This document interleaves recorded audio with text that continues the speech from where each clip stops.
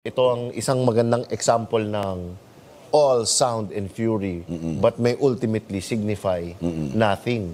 Dahil sabi nga ni Sec, ano ba, nasa ICU na, naka-intubate na, ano na, nagiging nasa emergency room ba? ang Ano ba? ating impeachment efforts. Mukhang bumalik sa ER eh. Dahil may dalawang hinihintay yung impeachment bago mag-proceed. Una, matapos yung national budget. Yan. Tama. Dahil hindi pwede magkaroon ng reenacted budget during an election year. Okay, nakangamba Ang pa yan. problema, may buntot, nagkagulo. Yun Correct. na, No? namamangga- Nagkagulo, namamba. may mga unconstitutional elements. Nanggulo merong si Prof. Shelo, nanggulo. May mga illegal, no? Nanggulo Sino si yun? Shelo Sino yun? Magno. No? Sino yun? Shelo Magno, So, nanggulo. yun. So, yan yung una. Pero, technically, tapos na.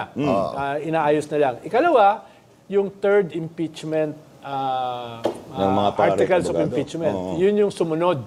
Yun ang hinihintay. Dahil kailangan i-consolidate lahat yan. Di ba? Kaya medyo bumalik na sa ER. Dahil nakita natin doon sa BICAM, yung mga senador na nagsasalita na ibabalik nila yung budget ng Office of the Vice President na kinatay ng Kongreso ay nanahimik na. Yun, At indicator yan. sa dulo, hindi na naibalik. Yun nga, So, indicator, medyo indicative yan doon sa pwede nilang maging posisyon pag dumating sa trial yung impeachment bilang Senate court, di ba?